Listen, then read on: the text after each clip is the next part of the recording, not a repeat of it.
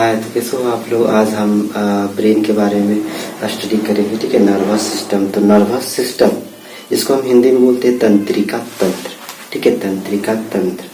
तो तंत्र का मतलब होता है कि किसी भी एक चीज, जैसे हमारा कोई भी सिस्टम होता है जिसमें एक चीज अगर ना हो, ठीक है, तो वो चीज डिस्टर्ब हो जाएगा। जैसे हमारा डाइजेस्टिव सिस्टम है, डाइजेस्टिव सिस्टम में जैम का सिक्रेशन अगर नहीं होने लगा तो डाइजेशन का प्रोसेस कंप्लीट अच्छे से नहीं होगा। ठीक है, तो उसी तरह का उसे तंत्र कहते हैं। एक सिंगल वो भी डिस्टर्ब हो जाए तो हमारा नर्वस सिस्टम भी सारा गड़बड़ हो जाएगा। अगर एक चीज अगर ना हो तो पूरी चीज सिस्टम को हम कहते हैं तंत्रिका तंत्र, नर्वस सिस्टम।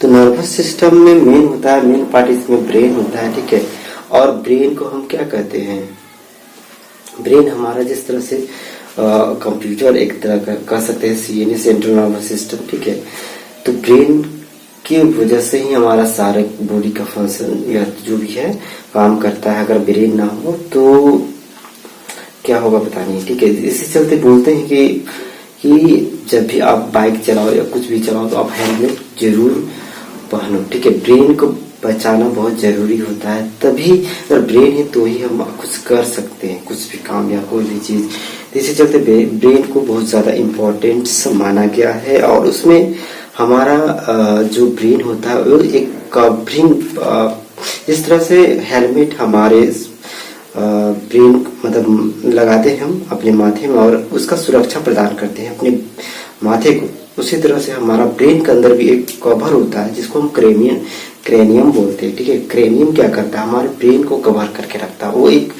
रक्षा कवच जिसको कह सकते हैं कि क्रेनियम क्या है, हमारे ब्रेन के लिए एक रक्षा कवच का जैसा काम करता है। ठीक है, जो 8 बोन से मिलकर बना होता है। ठीक है, जो 8 बोन से मिलकर बना होता है, उसमें जो बोन्स होते हैं क्या, जो फाइब्रस होते हैं। ठीक है, फाइब्रस जॉइंट उसमें पाए जाते हैं ब्रेन वाला में।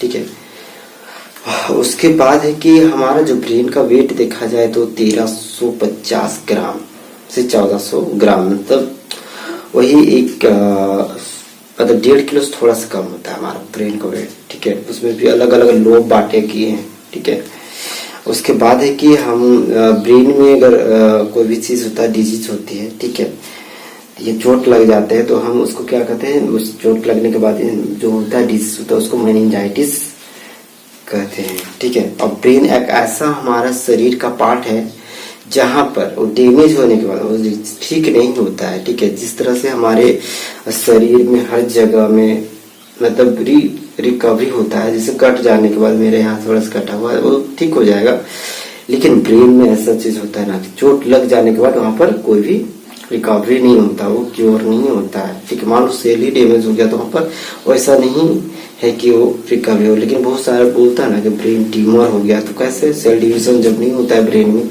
हमारे शरीर में हर जगह सेल डिवीजन होता है लेकिन ब्रेन में सेल डिवीजन नहीं होता। ब्रेन के कुछ ही पार्ट्स होते हैं जिसमें हमारा सेल डिवीजन होता है, जिसे हम 10% कह सकते हैं। तो हमारा गैलियम एक ऐसा पार्ट है हमारा ब्रेन का जहाँ पर गैलियम सेल पाए जाते हैं। गैलियम सेल जिसमें सेल डिवीजन होते हैं, पूरी ब्रेन में नहीं होता, लेकिन 10% पार्ट है हमारे ब्रेन का जिसमें गैलियम सेल पाया जाता है, जिसमें सेल डिवीजन होता है, जिसके कारण ही हमारा ब्रेन ट्यूमर ये सब होता है।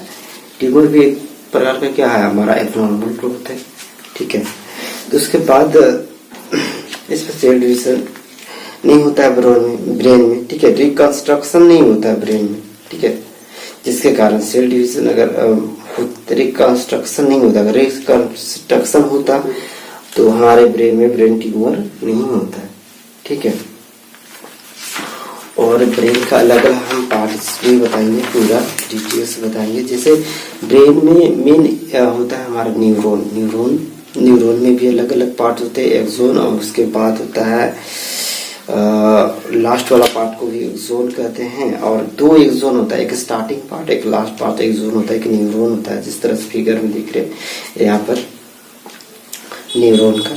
ठीक है, तो उसमें बीच में जो गैपिंग होता है, उस गैपिंग को मान लो एक एक्सोन दूसरे एक्सोन तक जो सिग्नल हमारा पहुंचाता है, वही फिर हमारा पूरा शरीर में है ना न्यूरॉन से जुड़ा हुआ है, पूरा हर जगह जो हमारे लिए क्या करता है, संदेश को एक जगह से दूसरी जगह पहुंचाता है। जैसे हम कान छुए कि संदेश, मतलब हमारे ब्रेन में यह संदेश हुई कि हम कान को टच किए, ठीक है, तो यह संदेश किसके द्वारा जा रहा है, न्यूरॉन के द्वारा। और उस दोनों एक्सोन के बीच में क्या होता है, ठीक है, सोडियम के कारण ही हमारा संदेश एक जगह से दूसरी जगह जाता है। बीच में इसमें न्यूक्लियस जिसको होता है, ठीक है, और सोडियम ज्यादा अगर कम हो गया तो डिहाइड्रेशन हो गया, ठीक है। तो उसके बाद नमक चीनी का घोल बना के पीते हैं, या ग्लूकोज पीते हैं, सोडियम की कमी हो जाता है। या तो उसमें कहते हैं अगर सोडियम जिससे बढ़ जाता है ना, तो सोडियम बढ़ जाता है, अगर ज्यादा हो जाए तो उस समय क्या होता है, घबराहट लगने लगेगा, आपको चक्कर आएंगे, ठीक है, सोडियम बढ़ जाने के। और एक है कि हमारे शरीर में एक ऐसा ऑर्गन है जहाँ पर हमेशा सेल डिवीजन होते रहता है। थोड़ा सा भी उसमें कट उठ गया ना, तो सेल डिवीजन करके वो रिकंस्ट्रक्शन कर देता है, उसको कहते हैं लीवर, ठीक है। लीवर में बहुत जल्दी सेल कंस्ट्रक्शन होता है। जैसे मान लो कोई चाकू मार दिया, लीवर में भी मार दिया ना, तो उससे रिकंस्ट्रक्शन करके वो ठीक कर लेता है। लेकिन वही मान लेगा ब्रेन में अगर लग गया तो नहीं होता है, वहां पर कोई भी रिकंस्ट्रक्शन नहीं होता है, केवल जो गैलियम है वहीं पर सेल डिवीजन होता है। तो 10% हमारा ब्रेन में होता है। तो ब्रेन को भी हम 3 तरह से बांटते हैं। एक अग्र मस्तिष्क जिसको हम फ्रंटल बोलते हैं, ये वाला हमारा पार्ट फ्रंटल हो गया। फिर मध्य मस्तिष्क जिसको ये वाला जिसको प्राइटल बोलते हैं, ठीक है। उसके बाद होता है पश्च मस्तिष्क, पीछे का पार्ट, जिसको हम ओसिपिटल बोलते हैं। और हमारा इससे छोटा दिमाग इसको सब बोलते हैं। और यहाँ पर किसी को मारना नहीं चाहिए, ठीक है। यहाँ पर मारने के बाद है तुरंत उसको फिर होता है ना कि याददाश्त खो गए या कुछ हो गया, या तो अचानक भूल गए कुछ, तो उसे अलग अलग टाइप का होता है। ज्यादा मार देगा कोई तो मर भी जाएगा पीछे वाला। तो अग्र मस्तिष्क का बात करते हैं हम, आगे का भाग जो होता है हमारा मस्तिष्क का अग्र मस्तिष्क, तो उसमें सेरेब्रम होता है। सेरेब्रम हमारे ब्रेन का सबसे ज्यादा इम्पोर्टेंट पार्ट है। जितने भी हमारा याददाश्त होता है, अरे हम चल रहे, खा रहे, पढ़ रहे हैं, कुछ भी हम पढ़ाई किए और बहुत लोग भूल जाता है, मतलब उसका सेरेब्रम अच्छा उतना नहीं है। तो सेरेब्रम हमारा ऐसे 66% काम करता है, ठीक है। जो याददाश्त, इसको प्रमस्तिष्क भी बोलते हैं, प्रमस्तिष्क, ठीक है, हिंदी में। तो उसके बाद हम ब्रेन को 3 भागों में बांटे थे हम, सेरेब्रम,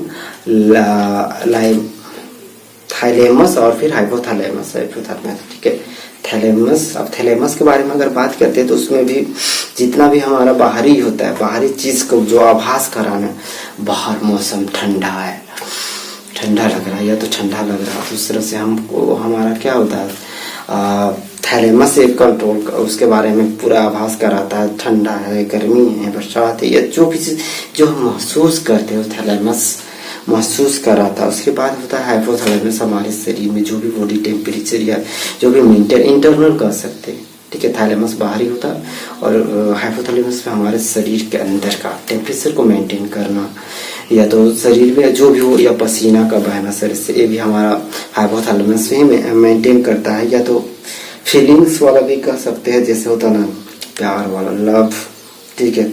फिर गुस्सा किसी को आ रहा है, सारा चीज हाइपोथैलेमस ही करता है। पसीना आ रहा, भूख लग रहा है, सारा चीज हाइपोथैलेमस का काम होता है। और इसमें हाइपोथैलेमस जो होता है ना, मेल में अधिक रहता है, फीमेल में कम होता है। ऐसे चलते देखते हैं ना, चलते चलते अचानक लड़का लोग ज्यादा मतलब होता है कि किसी चीज में जल्दी नजर चल जाता है, और होता है कि जनकों में उसका जो उसमें हाइपोथैलेमस जल्दी एक्टिव हो जाता है। कोई भी चलते अगर चल रही है खुद से तुरंत ध्यान, अरे यार कुछ भी, लेकिन लड़कियां उतनी नहीं होती क्योंकि हाइपोथैलेमस का उसमें कम होता है। उसके बाद हम देखते हैं तो कि अब हम अग्र मस्तिष्क में 3 पार्ट को बता दिए, सेरेब्रम, हाइपोथैलेमस और सेरेब्रम, थैलेमस और हाइपोथैलेमस। उसके बाद होता है मध्य मस्तिष्क, जिसको हम मध्य मस्तिष्क कहते हैं, जिसमें दोनों पैरेटल बोन रहता है, ठीक है। उसमें कार्पोरा रहता है, कार्पोरा और सेरिब्रल बोल सकते हैं, या पेंडिकल बोल सकते हैं। तो कार्पोरा मेन जो भी चीज हम सुनते हैं, कोई बोल रहा है कुछ, अरे यार आजा आजा आजा, या तो हम देख रहे कुछ कि हाँ यार क्या हो रहा है, वहाँ पे खाना पक रहा है, या कोई जा रहा है, कोई आ रहा है, कोई भी चीज हम चीज सुनना या देखना, ये हमारा कॉर्पोरा, हमारा ब्रेन में वो काम करता है, कॉर्पोरा, ठीक है, ये चीज याद करना। कोई भी चीज देखना, ये हमारे ब्रेन तक जो भी ले जाता है ना सिग्नल को, देखते हैं या किसी चीज को हम सुन रहे हैं ध्यान से, तो हमारा क्या होता है, कोरपोरा करता है। उसके बाद सेरिब्रल, जिसको पेंडिकल भी बोलते हैं, जितना भी क्या होता है, ये हमारा कनेक्ट करता है स्पाइनल कॉर्ड से सेरेब्रल। इस नाम से ही पता चल रहा है कि हमारे स्पाइनल कॉर्ड से कनेक्ट करता है। उसके बाद आता है हमारा पश्च मस्तिष्क, पीछे का जो ओसिपिटल साइड में होता है, ठीक है। पश्च मस्तिष्क में भी दो तरह का, एक सेरिब्रल है, सेरिबेलम, ठीक है, सेरिबेलम और मेडुला ऑब्लांगाटा, दो तरह का हम पश्च मस्तिष्क को पीछे, छोटी ब्रेन जिसको बोल सकते हैं, दो भागों में आते हैं। एक होता है हमारे सेरिबेलम और मेडुला ऑब्लांगाटा, ठीक है। तो सेरिबेलम जितना भी बॉडी का हमारा होता है सारा बैलेंस, जैसे हम चल रहे हैं तो सारा बॉडी का जो बैलेंस होता है हमारा, ये सेरिबेलम करता है। या तो कोई भी चीज हम बैलेंस, पानी पी रहे उसका मतलब शरीर में जो भी चीज है सारा से इसको जो बैलेंस करके रखता है हमारा क्या करता है, सेरिबेलम करता है, ठीक है। मेडुला ऑब्लांगाटा ये जितना भी मेटाबॉलिक प्रोसेस होता है हमारे बॉडी में, जैसे हम कोई भी चीज खाना खाएं तो उसमें भी तो होता है पाचन उचन में, एनाबोलिज्म कैटाबोलिज्म किसी होता है अलग से। कैटाबोलिज्म मतलब ब्रेकडाउन, एनाबोलिज्म मतलब दो चीज मिलकर एक तीसरा बना, जैसे कार्बन मतलब हम कार्बन डाइऑक्साइड वाटर मिलकर कुछ प्रोडक्ट बना, ठीक है। और उसके बाद मेटाबॉलिक जितना प्रोसेस होता है सारा मेडुला ऑब्लांगाटा कंट्रोल करता है। हमारे ब्रेन का, हम ब्रेन पढ़ रहे हैं, ठीक है, तो सारा वही कंट्रोल करता है, ठीक है। मेटाबॉलिक इससे क्या बोलते हैं, functioning reaction which take place, ठीक है ना। तो दो तरह का होता है इसमें, एनाबोलिज्म कैटाबोलिक। उसमें बता दिया हम कि कैटाबोलिज्म क्या होता है। कैटाबोलिज्म मतलब जो भी चीजें होते हैं ब्रेक डाउन, और एनाबोलिज्म मतलब जो भी जो होता है इसमें दो चीज मिलकर तीसरा चीज बनाते हैं। वाटर कार्बन डाइऑक्साइड भी मिला सकते हैं, ठीक है। तो अब हम इसके बारे में अग्र मस्तिष्क, पश्च मस्तिष्क और मध्य मस्तिष्क के बारे में, हम तीनों चीज के बारे में नेक्स्ट वीडियो में हम डिटेल्स में बात करेंगे, ठीक है। अब वीडियो अच्छी लगी तो लाइक शेयर करें, ठीक है।